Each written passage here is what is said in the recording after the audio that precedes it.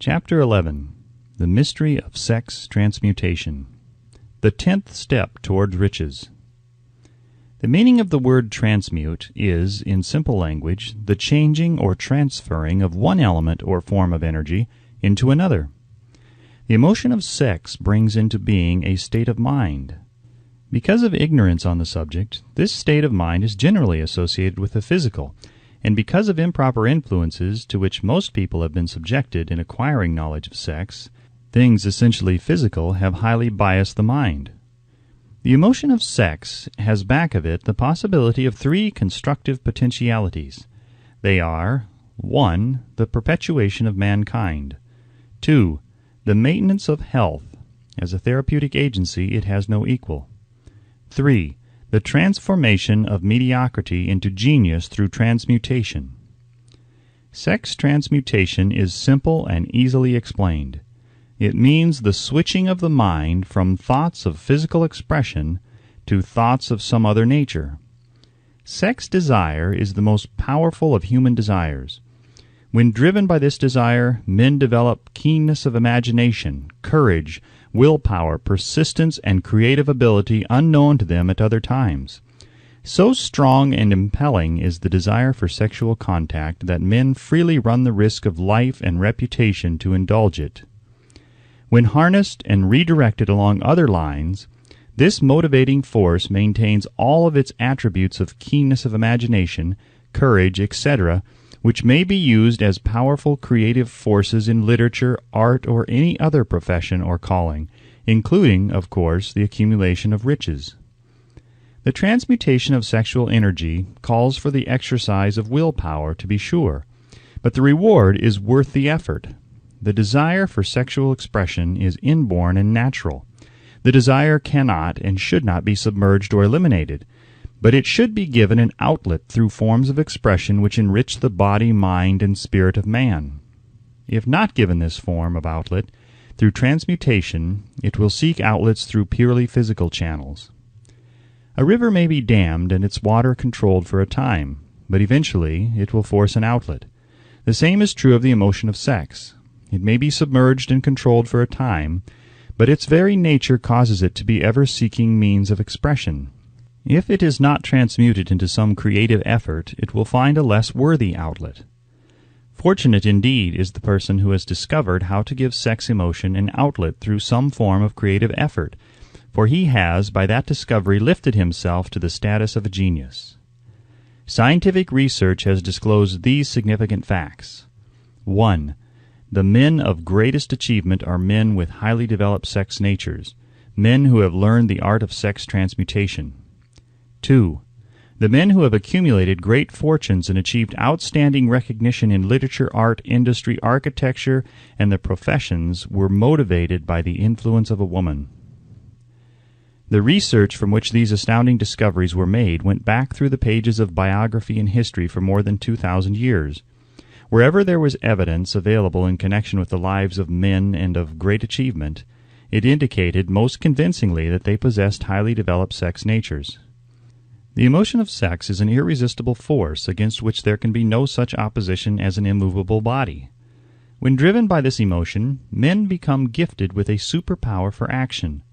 Understand this truth, and you will catch the significance of the statement that sex transmutation will lift one to the status of a genius. The emotion of sex contains the secret of creative ability. Destroy the sex glands, whether in man or beast, and you have removed the major source of action. For proof of this, observe what happens to any animal after it has been castrated. A bull becomes as docile as a cow after it has been altered sexually. Sex alteration takes out of the male, whether man or beast, all the fight that was in him. Sex alteration of the female has the same effect. The 10 mind stimuli. The human mind responds to stimuli through which it may be keyed up to high rates of vibration, known as enthusiasm, creative imagination, intense desire, etc. The stimuli to which the mind responds most freely are 1. The desire for sex expression. 2. Love. 3. A burning desire for fame, power, or financial gain, money. 4. Music. 5. Friendship between either of those of the same sex or those of the opposite sex. 6. A mastermind alliance based upon the harmony of two or more people who ally themselves for spiritual or temporal advancement. 7. Mutual suffering, such as that experienced by people who are persecuted. 8. Autosuggestion. 9. Fear. 10. Narcotics and alcohol. The desire for sex expression comes at the head of the list of stimuli which most effectively step up the vibrations of the mind and start the wheels of physical action. 8 of these stimuli are natural and constructive. 2 are destructive. The list is here presented for the purpose of enabling you to make a comparative study of the major sources of mind stimulation. From this study, it will be readily seen that the emotion of sex is by great odds the most intense and powerful of all mind stimuli. This comparison is necessary as a foundation for proof of the statement that transmutation of sex energy may lift one to the status of a genius. Let us find out what constitutes a genius. Some wiseacre has said that a genius is a man who wears long hair, eats queer food, lives alone, and serves as a target for the joke-makers. A better definition of a genius is a man who has discovered how to increase the vibrations of thought to the point where he can freely communicate with sources of knowledge not available through the ordinary rate of vibration of thought. The person who thinks will want to ask some questions concerning this definition of genius. The first question will be, how may one communicate with sources of knowledge which are not available through the ordinary rate of vibration of thought? The next question will be, are there known sources of knowledge which are available only to genii? And if so, what are these sources, and exactly how may they be reached? We shall offer proof of the soundness of some of the more important statements made in this book, or at least we shall offer evidence through which you may secure your own proof through experimentation, and in doing so we shall answer both of these questions. Genius is developed through the sixth sense. The reality of the sixth sense has been fairly well established. This sixth sense is creative imagination.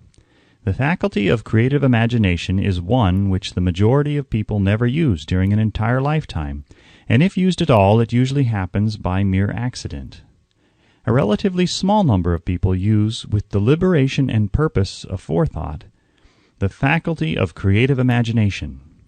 Those who use this faculty voluntarily and with understanding of its function are genii.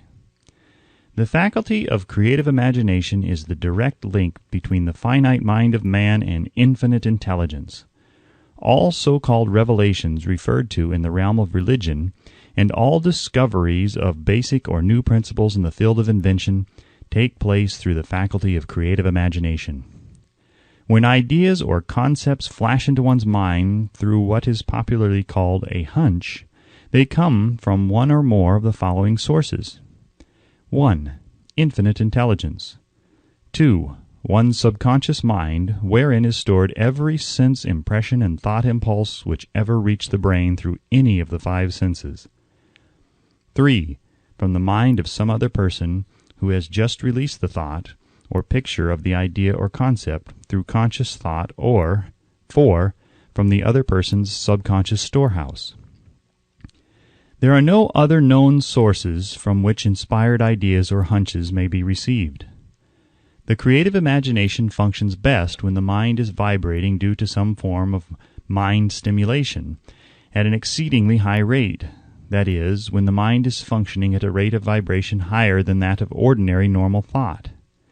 When brain action has been stimulated through one or more of the 10 mind stimulants, it has the effect of lifting the individual far above the horizon of ordinary thought, and permits him to envision distance, scope, and quality of thoughts not available on the lower plane, such as that occupied while one is engaged in the solution of the problems of business and professional routine.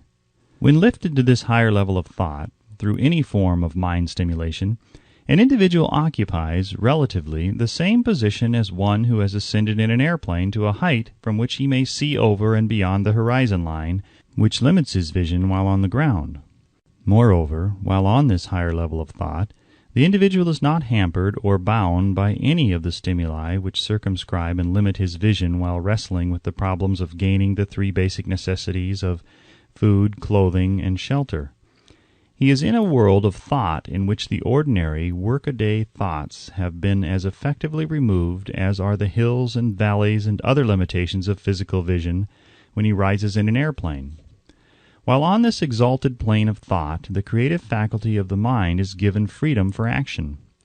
The way has been cleared for the sixth sense to function. It becomes receptive to ideas which could not reach the individual under any other circumstances. The sixth sense is the faculty which marks the difference between a genius and an ordinary individual. The creative faculty becomes more alert and receptive to vibrations originating outside the individual's subconscious mind. The more this faculty is used, and the more the individual relies upon it and makes demands upon it for thought impulses. This faculty can be cultivated and developed only through use. That which is known as one's conscious operates entirely through the faculty of the sixth sense. The great artists, writers, musicians, and poets become great because they acquire the habit of relying upon the still small voice, which speaks from within through the faculty of creative imagination. It is a fact well known to people who have keen imaginations that their best ideas come through so-called hunches. There is a great orator who does not attain to greatness until he closes his eyes and begins to rely entirely upon the faculty of creative imagination. When asked why he closed his eyes just before the climaxes of his oratory, he replied, "I do it because then I speak through ideas which come to me from within." One of America's most successful and best-known financiers followed the habit of closing his eyes for 2 or 3 minutes before making a decision. When asked why he did this, he replied, "With my eyes closed, I am able to draw upon a source of superior intelligence." The late Dr. Elmer R. Gates of Chevy Chase, Maryland, created more than 200 useful patents, many of them basic, through the process of cultivating and using the creative faculty. His method is both significant and interesting to one interested in attaining to the status of genius, in which category Dr. Gates unquestionably belonged. Dr. Gates was one of the really great, though less publicized, scientists of the world. In his laboratory, he had what he called his personal communication room. It was practically soundproof and so arranged that all light could be shut out. It was equipped with a small table on which he kept a pad of writing paper. In front of the table on the wall was an electric push-button which controlled the lights.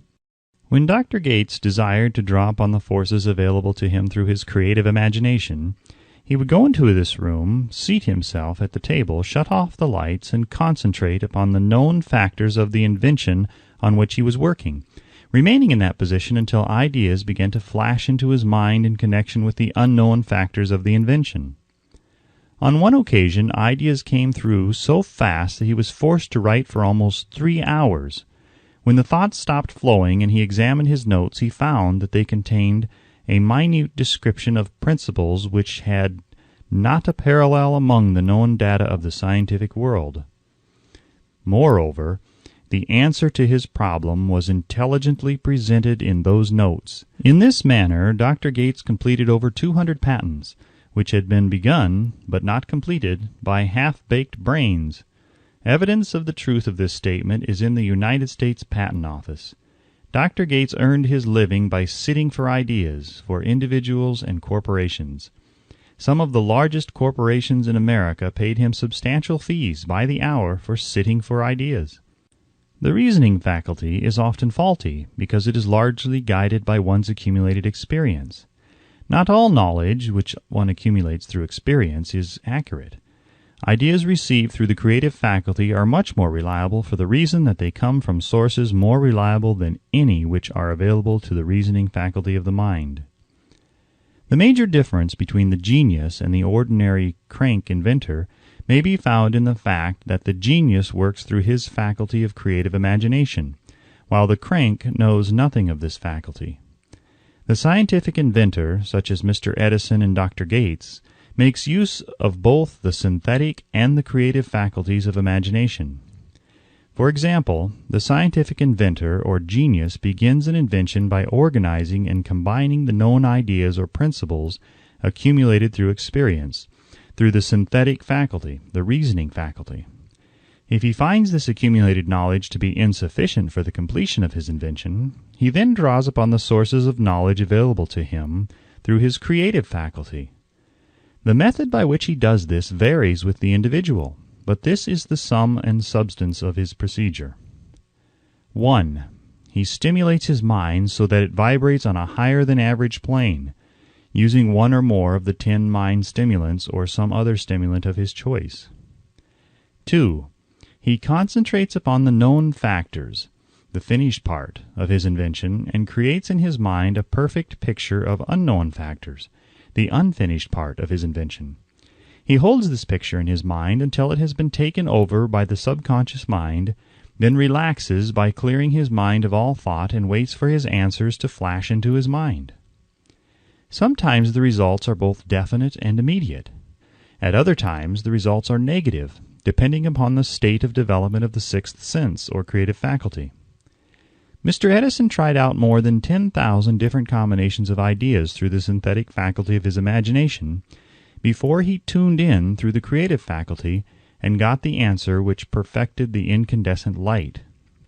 His experience was similar when he produced the talking machine. There is plenty of reliable evidence that the faculty of creative imagination exists.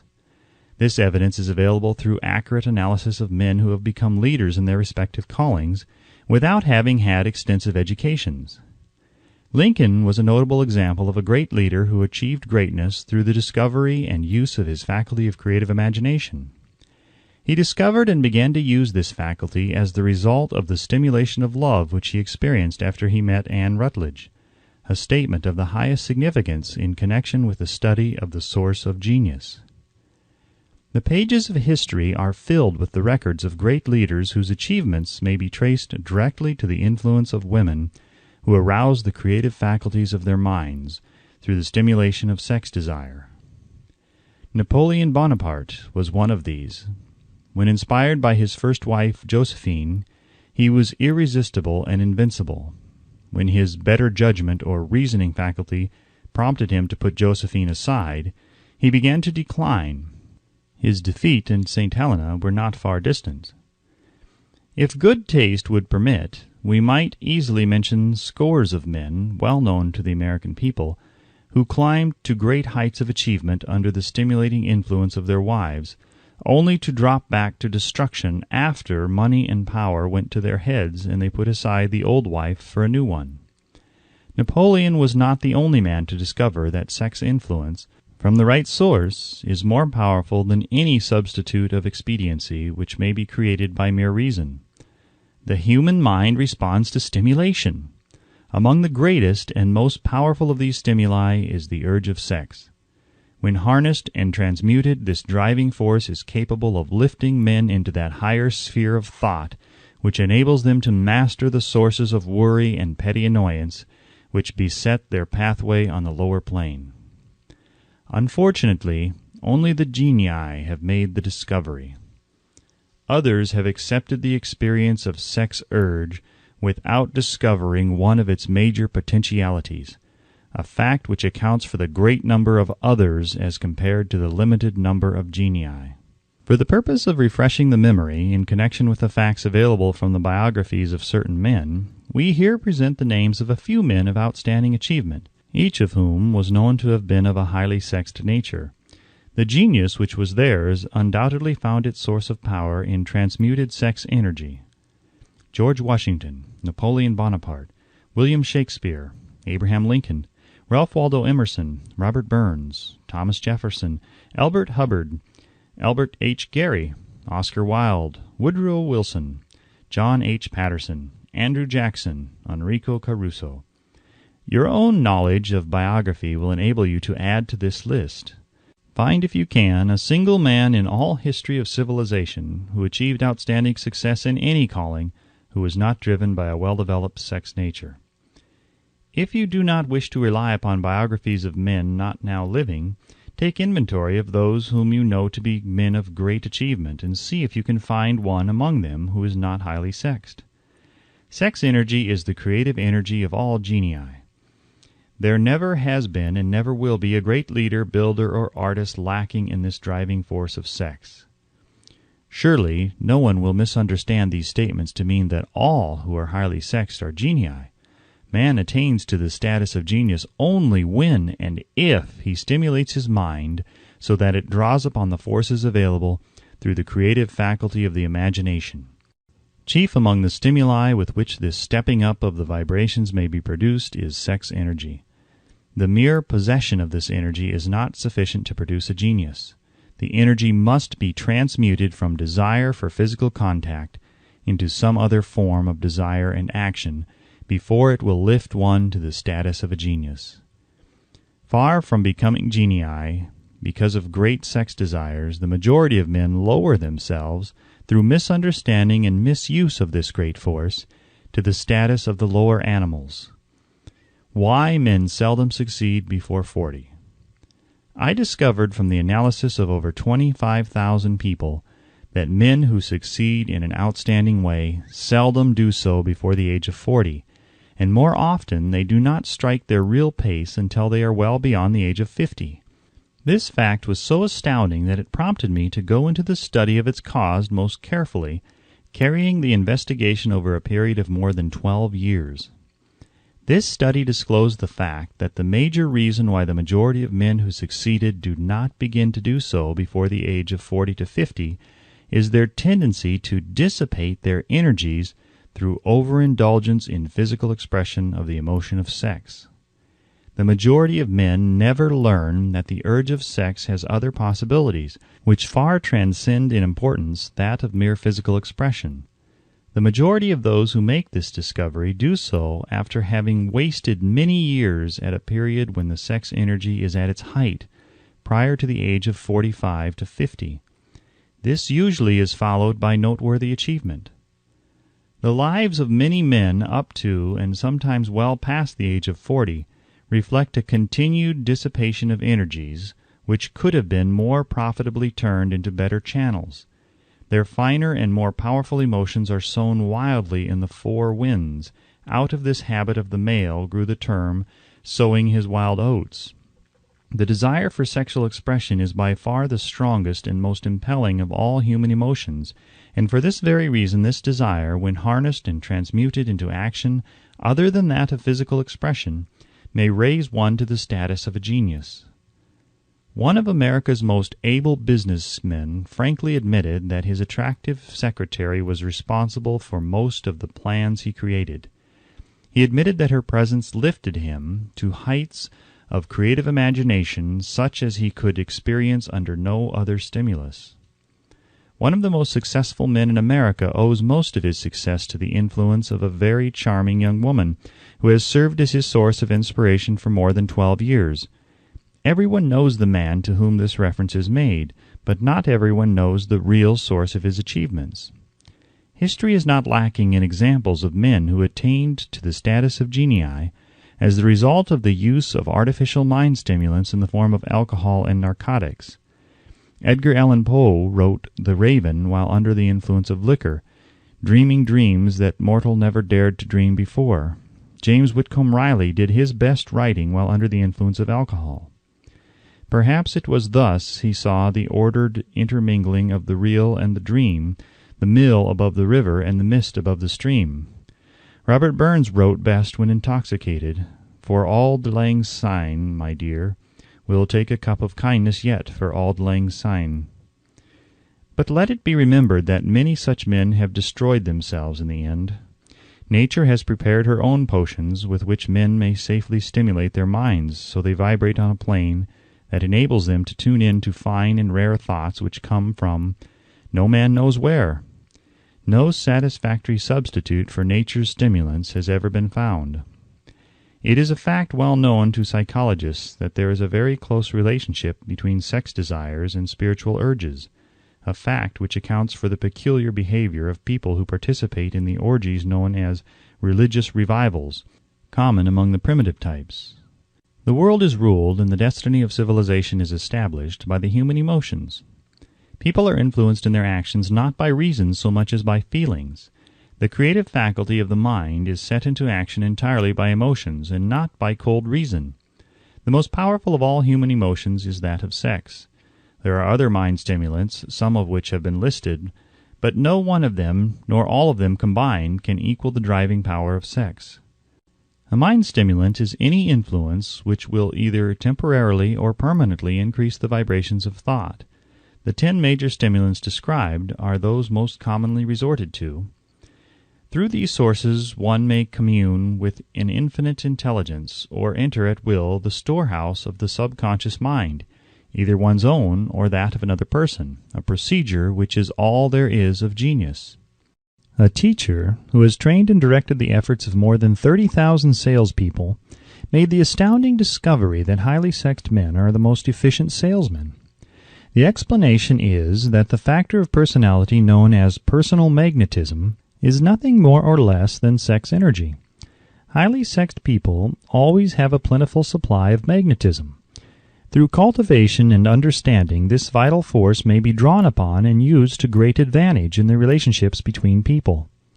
This energy may be communicated to others through the following media. 1. The handshake. The touch of the hand indicates instantly the presence of magnetism or the lack of it. 2. The tone of voice. Magnetism, or sex energy, is the factor with which the voice may be colored or made musical and charming. 3. Posture and carriage of the body. Highly sexed people move briskly and with grace and ease. 4. The vibrations of thought. Highly sexed people mix the emotion of sex with their thoughts, or may do so at will, and in that way may influence those around them. 5. Body adornment. People who are highly sexed are usually very careful about their personal appearance. They usually select clothing of a style becoming to their personality, physique, complexion, etc. When employing salesmen, the more capable sales manager looks for the quality of personal magnetism as the first requirement of a salesman. People who lack sex energy will never become enthusiastic, nor inspire others with enthusiasm, and enthusiasm is one of the most important requisites in salesmanship, no matter what one is selling. The public speaker, orator, preacher, lawyer, or salesman who is lacking in sex energy is a flop, as far as being able to influence others is concerned. Couple with this the fact that most people can be influenced only through an appeal to their emotions, and you will understand the importance of sex energy as a part of the salesman's native ability.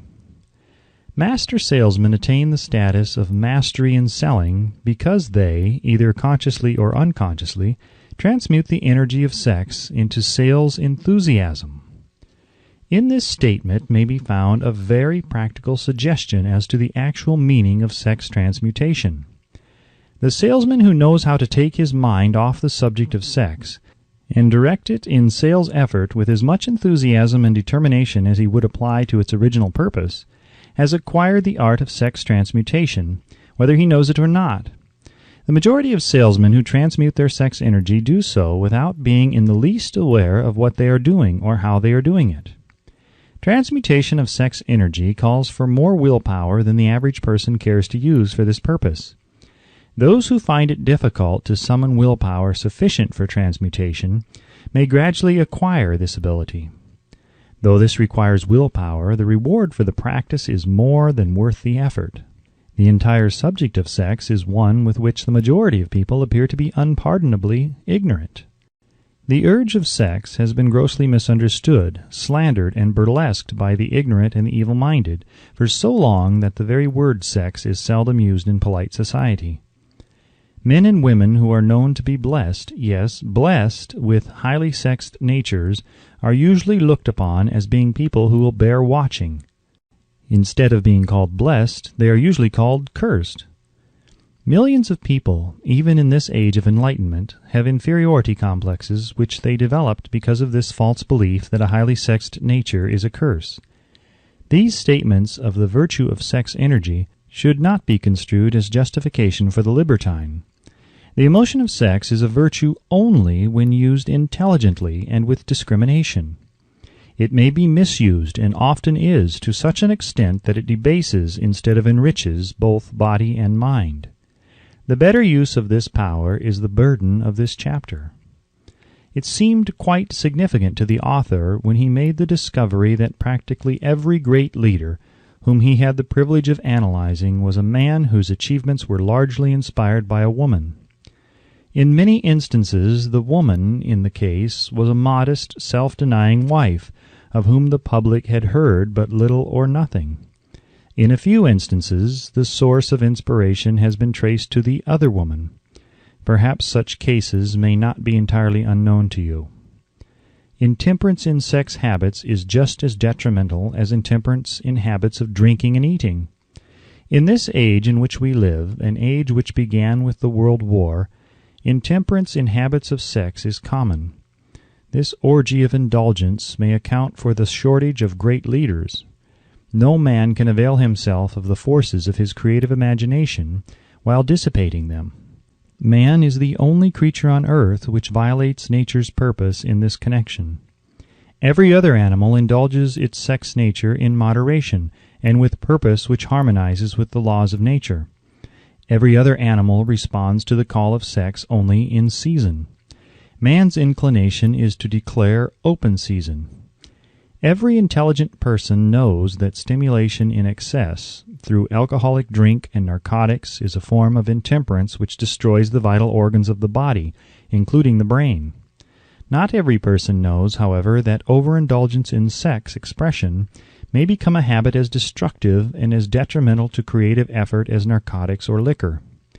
A sex-mad man is not essentially different than a dope-mad man. Both have lost control over their faculties of reason and willpower. Sexual overindulgence may not only destroy reason and willpower, but it may also lead to either temporary or permanent insanity. Many cases of hypochondria, imaginary illness, grow out of habits developed in ignorance of the true function of sex. From these brief references to the subject, it may be readily seen that ignorance on the subject of sex transmutation forces stupendous penalties upon the ignorant on the one hand, and withholds from them equally stupendous benefits on the other. Widespread ignorance on the subject of sex is due to the fact that the subject has been surrounded with mystery and beclouded by dark silence. The conspiracy of mystery and silence has had the same effect upon the minds of young people that the psychology of prohibition had.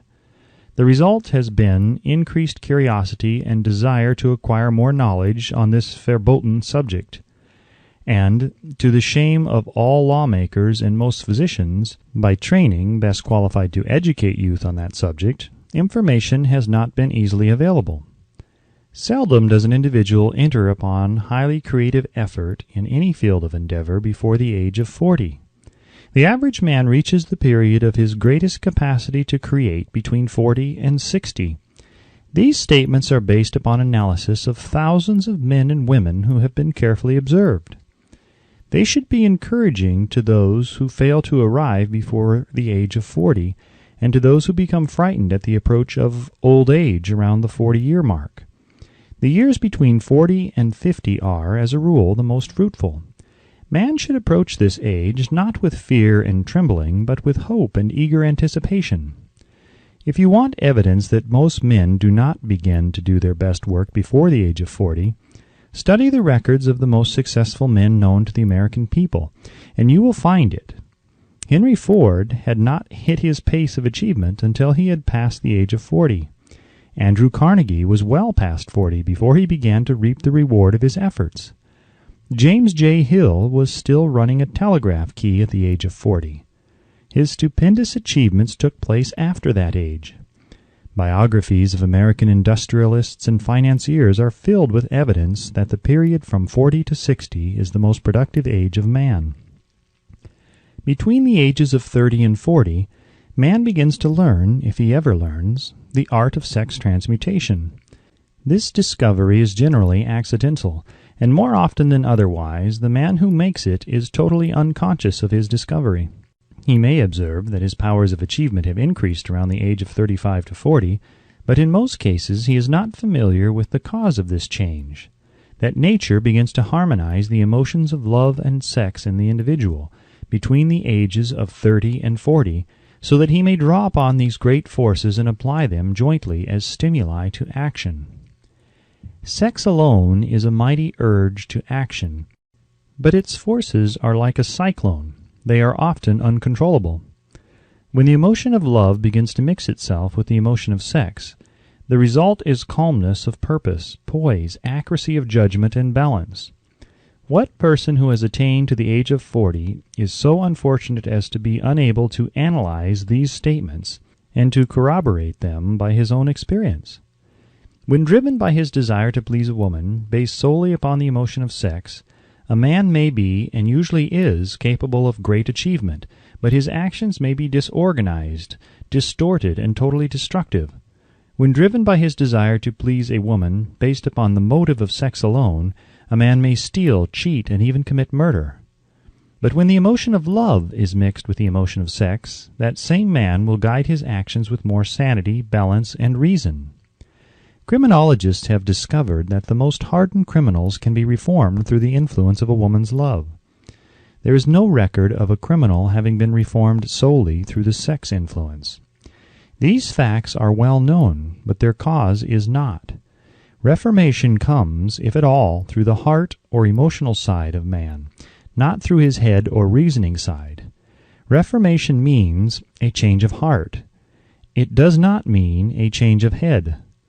A man may, because of reason, make certain changes in his personal conduct to avoid the consequences of undesirable effects, but genuine reformation comes only through a change of heart, through a desire to change. Love, romance, and sex are all emotions capable of driving men to heights of superachievement.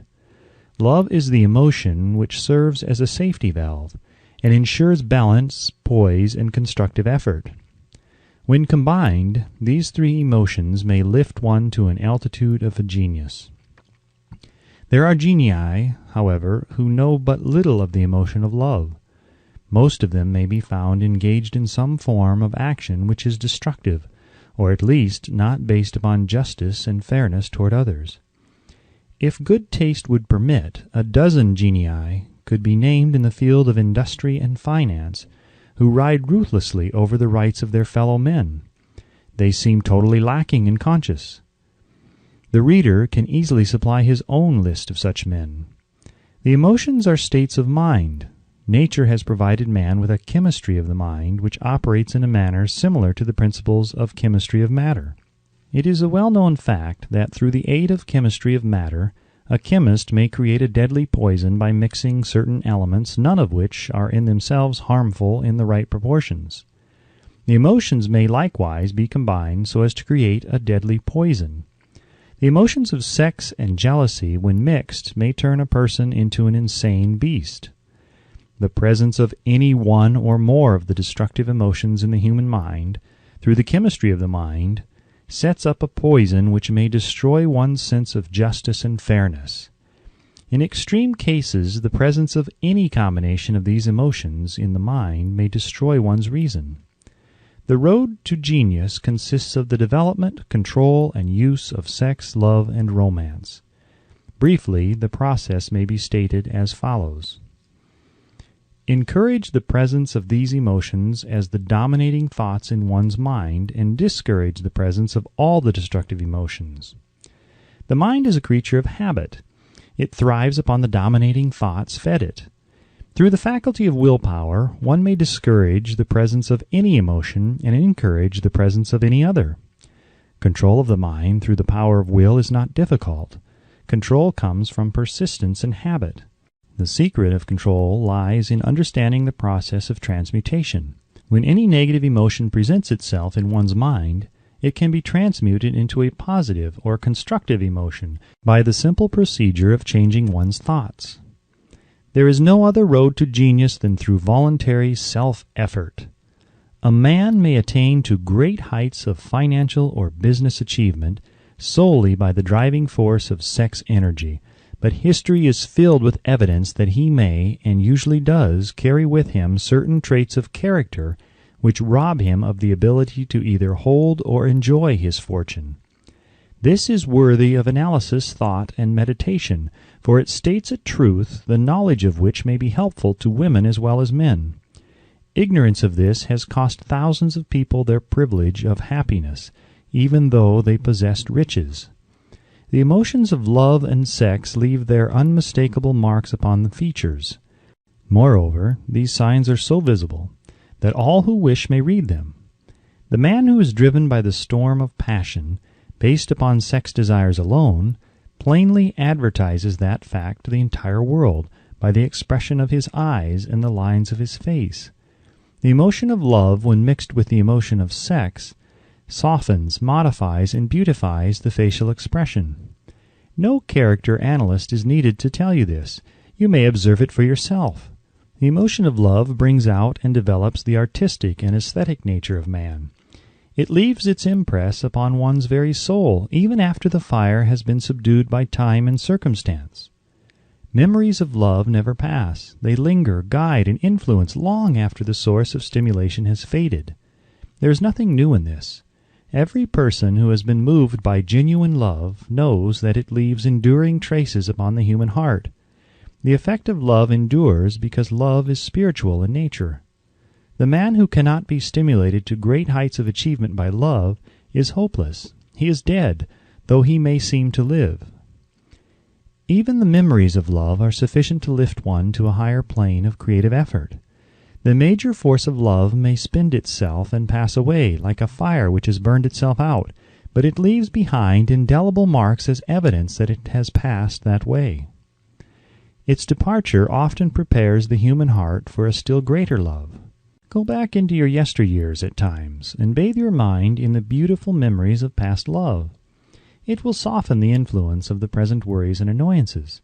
It will give you a source of escape from the unpleasant realities of life, and maybe, who knows, your mind will yield to you, during this temporary retreat into the world of fantasy, ideas or plans which may change the entire financial or spiritual status of your life. If you believe yourself unfortunate because you have loved and lost, perish the thought. One who has loved truly can never lose entirely. Love is whimsical and temperamental. Its nature is ephemeral and transitory. It comes when it pleases and goes away without warning. Accept and enjoy it while it remains, but spend no time worrying about its departure. Worry will never bring it back. Dismiss also the thought that love never comes but once. Love may come and go, times without number, but there are no two love experiences which affect one in just the same way. There may be, and there usually is, one love experience which leaves a deeper imprint on the heart than all the others. But all love experiences are beneficial except to the person who becomes resentful and cynical when love makes its departure.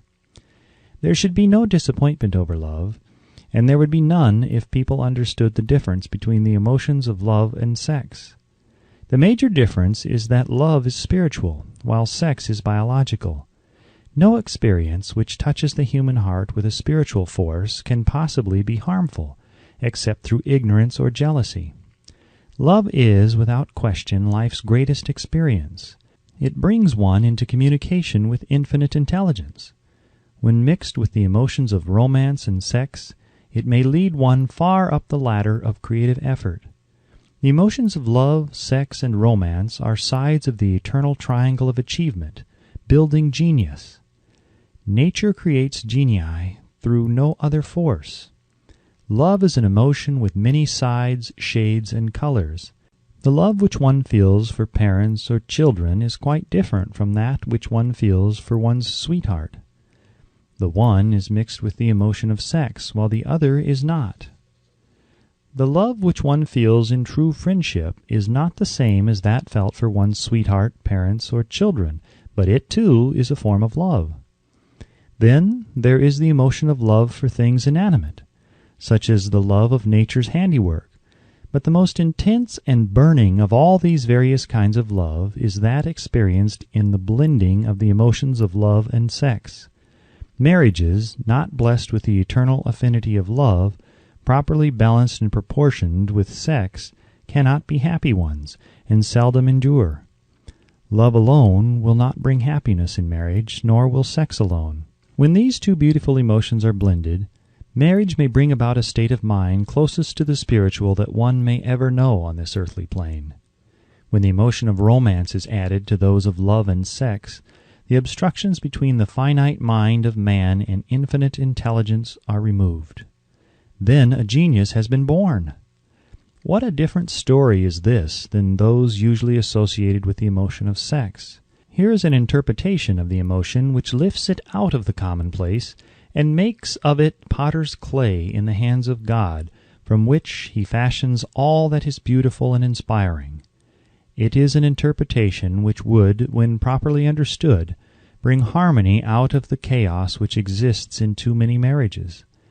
The disharmonies often expressed in the form of nagging may usually be traced to lack of knowledge on the subject of sex. Where love, romance, and the proper understanding of the emotion and function of sex abide, there is no disharmony between married people. Fortunate is the husband whose wife understands the true relationship between the emotions of love, sex, and romance. When motivated by this holy triumvirate, no form of labor is burdensome, because even the most lowly form of effort takes on the nature of a labor of love. It is a very old saying that a man's wife may either make him or break him, but the reason is not always understood. The making and breaking is the result of the wife's understanding or lack of understanding of the emotions of love, sex, and romance. Despite the fact that men are polygamous by the very nature of their biological inheritance, it is true that no woman has as great an influence on a man as his wife, unless he is married to a woman totally unsuited to his nature. If a woman permits her husband to lose interest in her, and become more interested in other women, it is usually because of her ignorance or indifference toward the subjects of sex, love, and romance. This statement presupposes, of course, that genuine love once existed between a man and his wife. The facts are equally applicable to a man who permits his wife's interest in him to die. Married people often bicker over a multitude of trivialities. If these are analyzed accurately, the real cause of the trouble will often be found to be indifference or ignorance on these subjects. Man's greatest motivating force is his desire to please woman. The hunter who excelled during prehistoric days before the dawn of civilization did so because of his desire to appear great in the eyes of woman. Man's nature has not changed in this respect. The hunter of today brings home no skins of wild animals, but he indicates his desire for her favor by supplying fine clothes, motor cars, and wealth. Man has the same desire to please woman that he had before the dawn of civilization. The only thing that has changed is his method of pleasing. Men who accumulate large fortunes and attain to great heights of power and fame do so mainly to satisfy their desire to please women. Take women out of their lives, and great wealth would be useless to most men. It is this inherent desire of man to please woman which gives woman the power to make or break a man. The woman who understands man's nature and tactfully caters to it need have no fear of competition from other women. Men may be giants with indomitable willpower when dealing with other men, but they are easily managed by the woman of their choice. Most men will not admit that they are easily influenced by the women they prefer, because it is in the nature of the male to want to be recognized as the stronger of the species. Moreover, the intelligent woman recognizes this manly trait and very wisely makes no issue of it.